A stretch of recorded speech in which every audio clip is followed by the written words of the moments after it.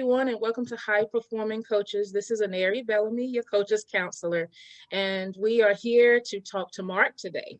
Another great high performing coach. He has blessed us with his time and his impact, and I'm sure he'll have some great nuggets to share with us during this interview. Hi, Marc, how are you? I'm doing wonderful. How are you doing? I am doing great today. Thank you again for joining us on today. And I won't keep you long because I know your time is very valuable. So we'll go right into the first question.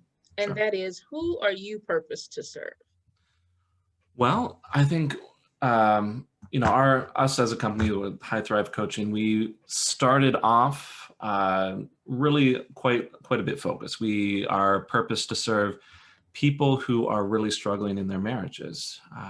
As we've grown over the years, we've kind of created this niche where we help people in really dire circumstances in their marriage. So people who couples who have considered divorce, might be somewhat into the process of divorce, or they're dealing with separation, affairs. We're taking those really hard cases.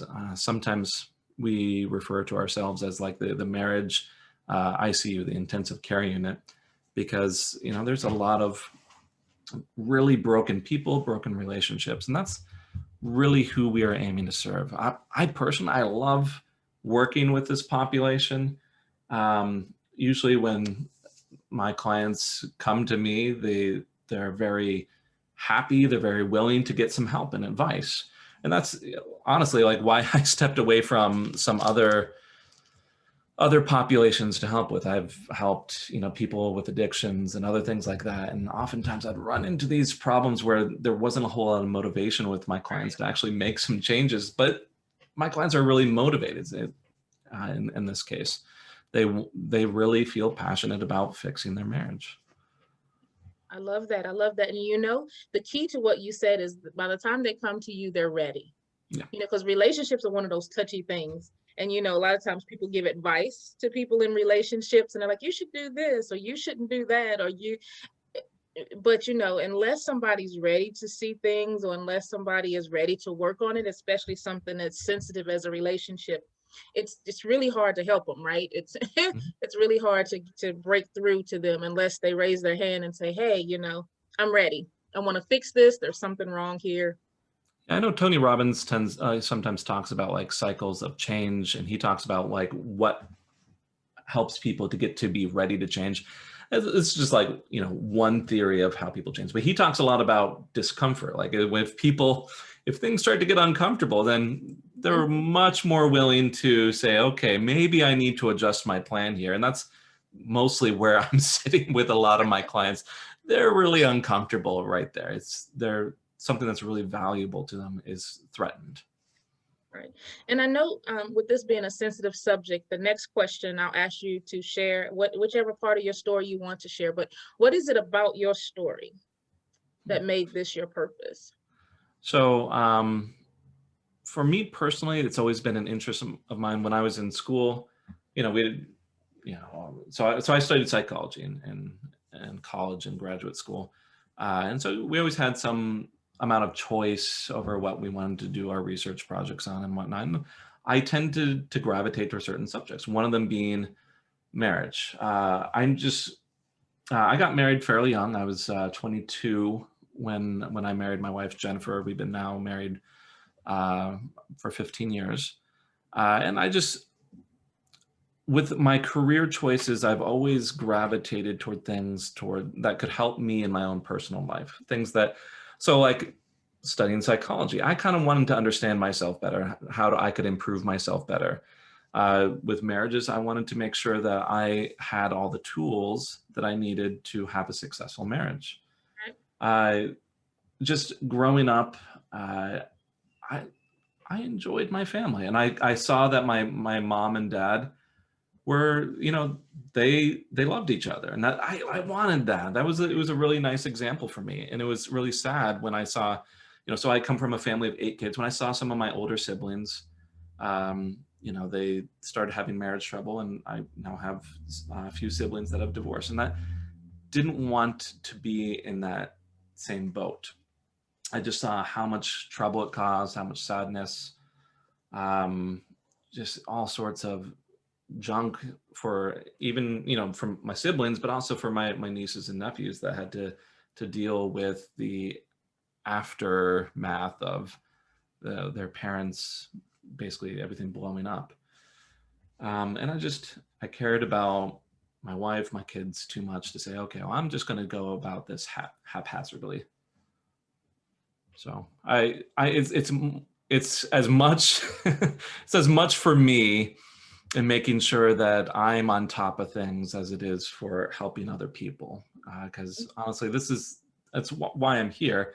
At the end of the day, when I have a client who says I've made a really big difference in their life, I've turned things around for them, they're better off than when they came to me, that's a really fulfilling thing. And especially if it's on something that I value as much as a strong family, that just, it feels nice to have that kind of impact in the world. Right. That makes a lot of sense, because somehow, that's why I asked that story about your story, because somehow when you're serving the people you're truly purposed to serve, you can look at your life story and figure out where it came from. You know what I mean? Where it's pulling from, what the inspiration and passion behind it is. You have to be personally connected somehow. I know, a lot of times in business and coaching and direct sales and all that kind of stuff, I love to use the Mary Kay example. And I say, it's not the brand, right? It's not the product, because that's already established. So why is the lady over here got 6 pink cars and the other one over here can't sell that tube of lipstick or chapstick? And it's because, the other lady has found her passion behind why she's selling those products, what it is she wants to do, whether it be help people, make people beautiful, whatever her passion is. So I really appreciate you sharing that piece of your story and letting us in on that piece. I can really relate to what you're saying there. I bounced around between other jobs previous to this, and it just never quite felt at home. And this, it feels very natural. I mean, we've actually done quite well, and I think it's because it's something that I'm very interested in. Like, we've gone from like zero essentially a few years back. We're now doing 1.5 million in revenue for a coaching business. And that's not like, especially something like relationships. I kept getting told, don't do relationship coaching. That's going to be small potatoes and it's not going to do much. But I've managed and done quite well. We're actually continuing to grow. So it's right. Yep. I totally understand. And I guess in this moment of the interview is where we would encourage people, both you and I, to find what their passion is, right? Yeah. And operate in their passion, because the truth of the matter is, like you said, some people are afraid to jump out there because they're afraid of the revenue that will or won't come from it. But I don't know about you, but I found that once you really are operating in your passion and who you're purposed to serve, the money just automatically comes. Yes. You don't have to go begging and scrounging for it. It just, you have to put in the work. Don't get me wrong. All business comes with work, but it just flows so much more naturally than when you're not operating. I mean, if you're passionate, you can make money from just about anything, I think. Right. Now, I mean, it didn't just, like you said, you had to put in the work. And for me, I'm not a business person. I have this passion here. Right. So I ended up having to surround myself with business people in order to get that business I didn't want. Right. So I mean, but the key was tapping into your passion, and then they had something to work with, right? Yes. So now here's the what we call the golden question. And that is, if the man or woman that you were purposed to serve crosses your path, and it's your one and only opportunity to make a difference in their lives, what would you say to them? Take the opportunity to speak to them right now. I mean, this is kind of a hard question just to say, like, here's this one thing, because everyone presents with a lot of different problems. But, if I had to speak to this person, well, I'm going to speak it to them in a roundabout sort of way. Right. But I have often found that in relationships, what tends to perpetuate problems is that is there certain uncomfortable areas that my client or their spouse are unwilling to touch. So one example might be that I might have a client who really isn't standing up for themselves. They don't have a whole lot of self-respect. They're not voicing their opinion, and then they're blowing up at their spouse because they're not feeling heard. What's interesting is I'll find that client, when I say, okay, well, easy suggestion, stand up for yourself. And that's never, okay, I mean, that's Right. never where the process stops. Right. I actually think a lot of the real work is exploring the resistance to those suggestions. And that, so this applies to the client, whether this is speaking up for yourself, setting boundaries, whether this is having a little bit more empathy and understanding for your partner, or having those uncomfortable conversations. I would say that the biggest piece of advice is be willing to sit with those uncomfortable thoughts and those uncomfortable feelings and explore that a bit. I often find that the most growth that anyone can really experience is by touching on and working through that discomfort. It's kind of in that resistance and in dealing with the things that we've been pushing aside for so long that the most progress, the most growth, the biggest success comes from. And that's usually, in my mind, the biggest difference between success and failure for a client is how willing are they to sit with that. Right. Right. To And it's explore in that. that moment, I believe it's in those uncomfortable moments you actually feel like or realize how much you value the relationship, right? Because it's like, Mhm. I'm in an uncomfortable place. This is, we're at odds, don't like being here. And then I think a lot of times that's your breaking point of saying, yes, this is worth working on, you know. I, you Yeah. know, I yeah, I value this. I miss the communication, or I'm uncomfortable with the distance. And it goes both ways, right? So it goes for the person and the other person that they're dealing with. And Mhm. it's amazing how, I guess that's why they say making up, the honeymoon phase starts over and over again every time you make up. And I believe it's because you find a new passion for each other in those uncomfortable moments. It's like, Sure. hey, And you're I think valuable. this is a general purpose Hmm. kind of idea. This doesn't really even touch upon like the nuances of specifically Right, right. relationships. I mean, there's all sorts of things like communication and general rules for what needs to happen in a healthy relationship. But I would say, yeah, if I only had like one thing to say, okay, what's going to make the difference between your success and failure, it'd be that. And this is something that, I've had to look at for my own life. My wife and I have these kind of conversations, and it's like, hey, this seems really uncomfortable. Why is this uncomfortable? How are we going to move past this? And that's always where we've seen the biggest shifts, is where we're able to explore those areas. Right. I love it. I love it. And I actually got married when I was 17. Oh, wow. So yeah, so we were growing, you know what I mean? So we know all about that. Being in that uncomfortable place, because at that age you're still growing and maturing and figuring out what you like and what you don't like. And so it was a combination of that and trying to be husband and wife and a family. So I really, from a personal standpoint, appreciate what you're doing in the lives of other people, and I do understand the importance of it. Well, there's a lot of respect then there for because I'm just going to say the statistics aren't working for you. No, Getting married not at at that age. all, I not at think you all. mentioned 22 years, right? Hmm. So, I mean, you've done something right there, and Yeah.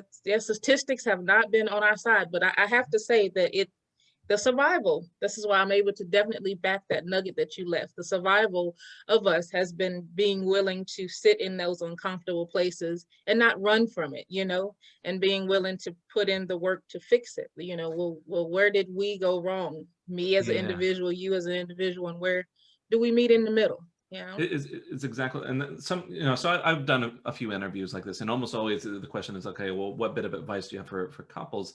And kind of related to what I was just talking about, but also related to what you're saying is, I think this is the most important skill for a couple is, can you effectively give and receive feedback? Right.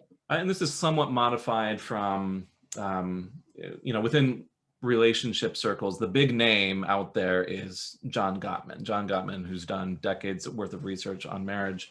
He talks about the most important skill being repair. And I was kind of thinking, well, how do you effectively repair? Is you really need those effective skills, effective tools for feedback. Can you speak to each other? Can you voice your concerns? Can you actually talk about what you want? And can those things be addressed and supported? Right. That and the verbal and the nonverbal, right? Because I had to learn, and I'm very transparent in these interviews about my own personal life, because I feel like your testimony has purpose and it helps other people, you know. Yeah. So my husband wasn't a very verbal person, you know what I mean? So he's not going to run around telling everybody he loves them and singing it to the rooftop. That's just not who he is. However, I had to start looking at what he does, right? What is his nonverbal words saying to me? And I'm a religious person, so I prayed about it, right? And I was like, you know, okay, you got to open my eyes to some things, because like you said, statistically, we were doomed, right, from day one. So it's like, yeah, you have to open my eyes to some things. And one day we were coming out the grocery store and we were getting in the car. And this is before, you know, the push buttons where you didn't have to use a key and all of that, right? Mm-hmm. And I noticed that he was opening the door for me and I didn't even realize it. You know, and it was like, because he took the key and he went to my side of the car, unlocked from my side and opened my door. I had never, it never really registered. It was just like, oh, it's the first door he's coming to, right? It never really registered. You know, he could have easily walked around to the other side, you know, unlocked his door, hit the lock and let me get in. So when you were talking about that communication piece, it's the verbal and the nonverbal. It may not always be said, but it can be shown as well. Well, yeah, and this is a lot, you know, I like to borrow from a lot of different theories, and what you're referring to, a lot of people refer to as like a difference in love language. Right. Mm-hmm. I don't know if you're, yeah, like Yep. a lot of Acts of people, this service. is one of the Yep. more popular ideas. A lot of people are familiar with the love languages. Yeah, his Yeah, I'm acts of like, service yeah, are real. yeah, my wife and I had to learn that same lesson like early on, because we were like, there's some point where we just had a child and I was in graduate school and I was working a full-time job and then I had a part-time job and then it was a rough Right, time, right. and we were at each other's throats, and we just had to finally say, okay, are we actually demonstrating love? And we actually were surprised, like there was a lot of care and love that was being missed, much like you were explaining. Because mine is affirmation. You know, if you want to state it according to love language, mine was affirmation and his was acts of service. That's like a wrecking ball, right? Because I'm looking for it to be said. And he's like, well, what I need to say it for? I'm showing you, you know, Yeah. I'm doing it. You know, so yes, you are much needed. And not just for coaches, but for people in general, but definitely for coaches, because we're out serving other people all the time. And the truth of the matter is, behind all of that, a lot of times we don't take time to fix the things behind our own door. And that's just a truth and a reality. You know what I mean? So we have to work at it. We have to work at it the same way. And I always say coaches need coaches, because there's different areas in our lives that we need coached as well, whether it be business or relationship or, you know, things like that. So I wish I had met someone like you before we figured it out the hard way, like 6 years ago. You know, we could have fast forwarded the process.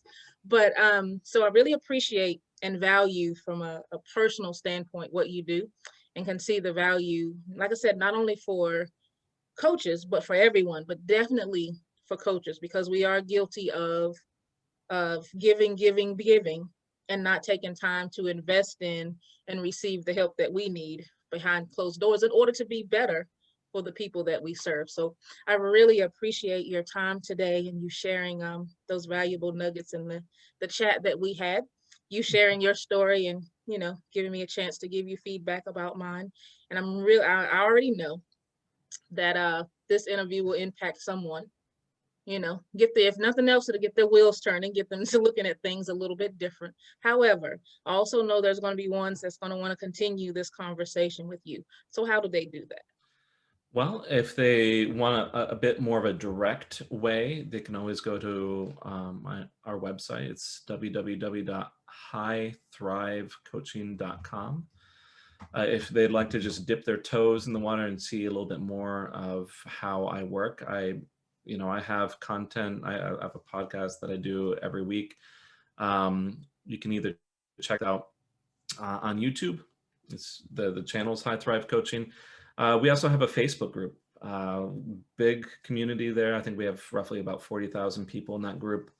And my podcasts go, live into that group as well. And that one is The Thriving Marriage on Facebook. So yeah, if they want to talk to us directly, there is a way to schedule a free call on the website. Once again, highthrivecoaching.com.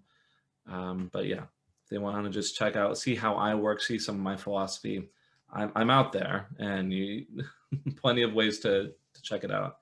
Okay, I absolutely love it. And I'll definitely be joining the Thriving Marriage Right. and become a part of your community. And again, I thank you for your time on today and the valuable information that you've shared and the reminders that you've given me as well. High performing coaches doesn't mean you're not still learning, still always more to learn. So thank you very much. And I look forward to continuing this conversation with you another time. Wonderful. Glad to be here. Thank you.